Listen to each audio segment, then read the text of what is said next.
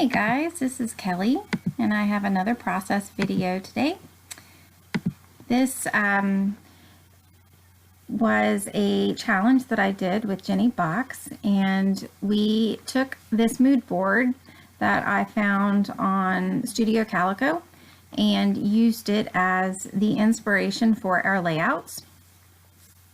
And I was cleaning up my area and I stumbled back upon this collection, the Fresh Cut collection from Basic Gray, and decided that not only were the colors perfect, it kind of went with the mood that I was thinking about, you know, taking the layout in. I wasn't sure if I wanted to do more of painting with the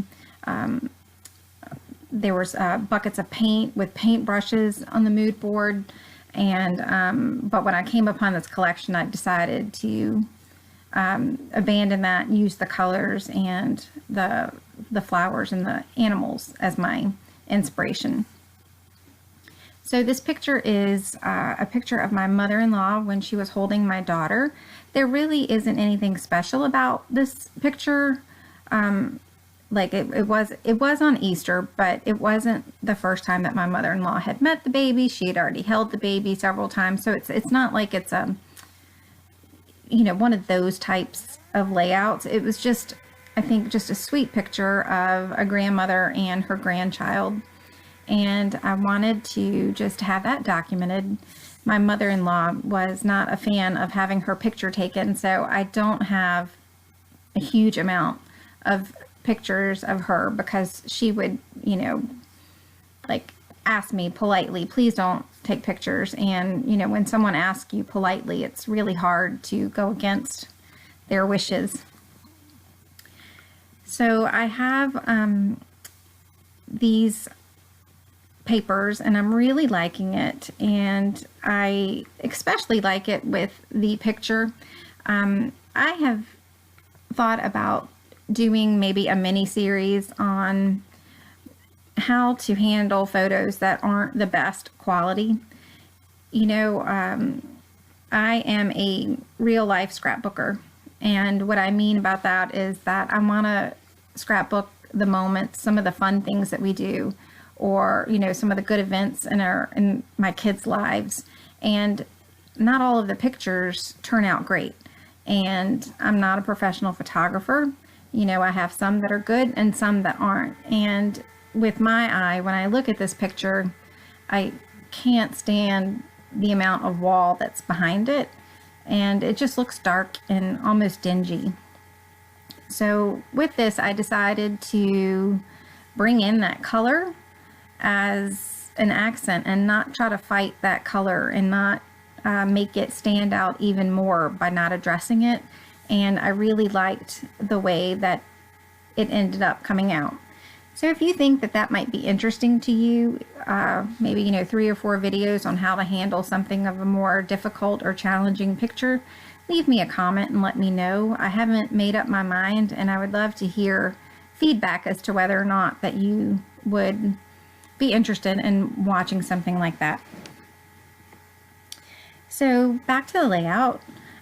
At this point, I just decided to make the banner pendant, and I went through some of the snippets that I had and decided that that green one right there, the Absolutely Wonderful, looked perfect with this. And again, it's playing up on that tealy green color. And I decided to go ahead and cut that the greenish top border in half and have it be the top and bottom. And just going through now some of the embellishments and seeing what I can get to work on this layout. I went into Tuesday Morning a couple months ago, and they had several things for this collection. I originally only had a few papers, and I loved the papers, so I thought this would be perfect just to you know, embellish with what I had and maybe stretch my papers a little bit further. And at the price that I found them at, you just really can't beat it.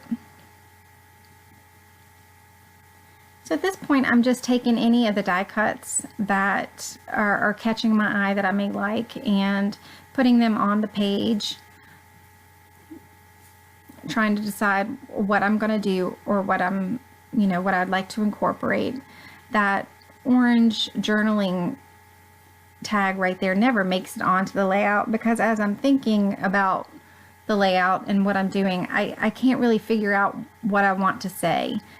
Like again, that I had said, there wasn't anything major happening in this, and I just decided to take it off and just title it and let that be. So I went ahead and I sewed around the edges of the floral paper and the pennant bander, and I really liked the little extra that it gave those layers. If I had to say one thing that might be one of my styles is it would have to be sewing. I love the look. The lends more of a homemade look, or I don't know, it's one of the things that I absolutely love. And I really liked that the vellum border, and I had never done a vellum border under the strip, and it just gave a little bit of sweetness to this layout. Just I was really pleased with the way that it came out. Usually I use vellum maybe for covering up a bolder paper, or backing the picture for another layer. I had not ever used it as part of the design element, and I really liked how it came out. And I'm just lifting the edges just to give it a little dimension so that it didn't lay down completely flat.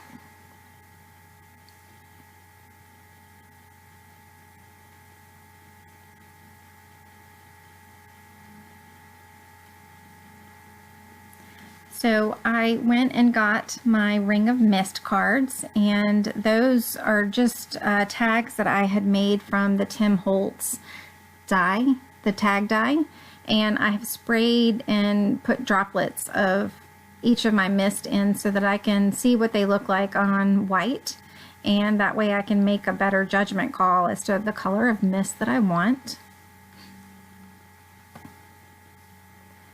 So I used this Heidi swap, and it's coral color, and I think that the mint is a seafoam. I'm sorry, I don't have it right in front of me to be able to tell.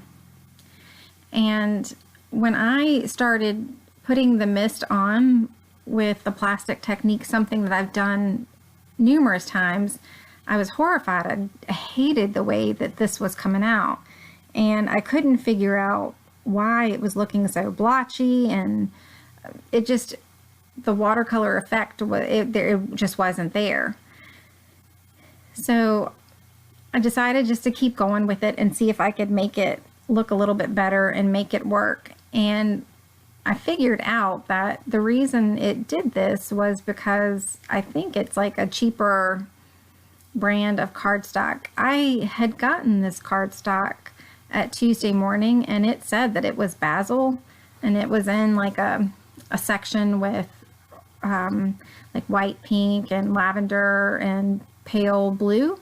And that pack, I went ahead and got it. It was $2.99, and it had 25 sheets of cardstock, and thought, well, this is great. 5 sheets of white basil at Michael's is more than that.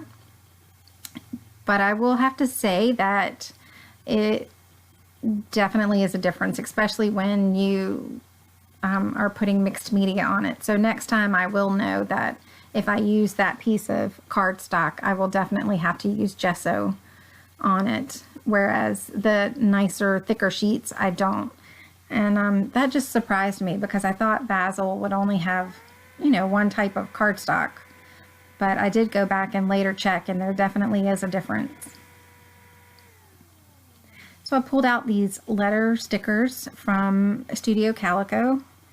The mood board had some gold and gold glitter in it, and I I had these letter stickers and had not used them, so I wanted to make myself, use them and get them on a layout.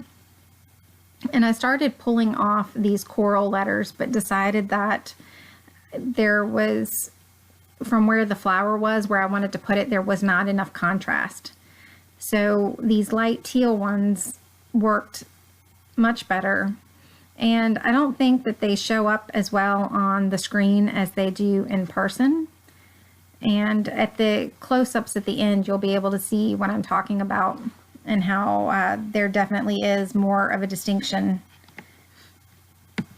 And to make them stand out even further, I do so through the bottom of the word, just to give a little bit more dimension and to make sure that they actually stuck down.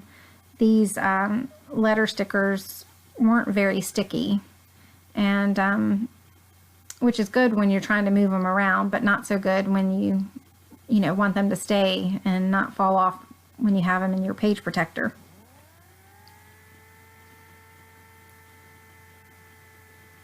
So at this point, I'm just trying to see what else I can find to work on the layout. I knew that butterflies would be perfect, and pulled out this butterfly and put pop dots underneath it. And I knew that I wanted that happiness banner on the page as well. And I just decided to shift the grandma part of the word, or of the title, over just a little bit more.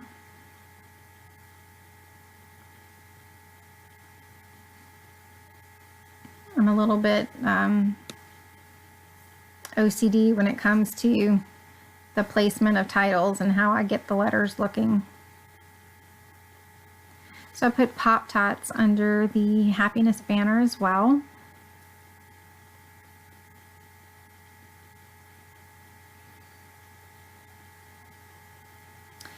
And in just a second, I think I'm going to go ahead and take this and sew the grandma part down.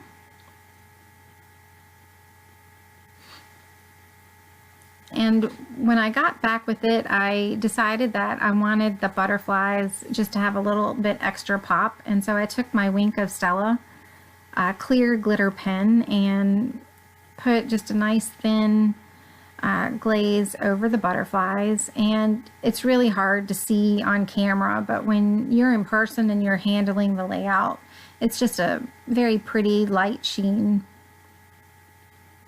And this little smiley face, I wanted to get worked in somewhere. My mother-in-law loves smiley faces, and I didn't seem to be able to get it to work. I may go back up and see if I can play around with it a little bit more, just to see if I can nestle it in somewhere. These are little washi strips that I found as well, and I don't get any of them to work on this page. Either I didn't like it, or I wanted to put it in multiple places and I didn't have enough of the strip that I wanted to put in multiple places. So because I wasn't able to really stretch it, I decided to not use it. And again, gonna put some pop dots under this butterfly on the top cluster. And at this point, trying to get everything stuck down.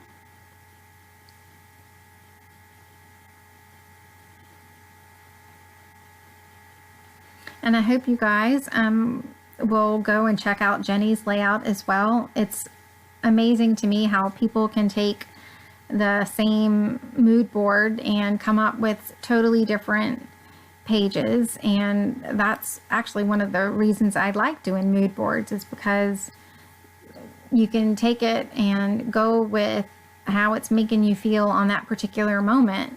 And then, a week or two later, you can take that same mood board and do a completely different page with a completely different feel. So it's really nice, and Jenny's layout is gorgeous, like hers usually are anyway, but it really is a very pretty layout, and it's much more heavily focused on the mixed media part than mine is, again, which makes it nice. So I pulled out these Studio Calico gems that I've had. They came in a kit, and I just thought that it would be a nice colorful pop of bling on the page. And you'll just see me playing around with the colors, just trying to figure out exactly which colors I wanted of the gems and the placement. Because again, my OCD self gets in the way, and I want them to appear random, but I also want them to look right in that random alignment. And so I just play with them until I finally say, okay, that's enough, and stick it down.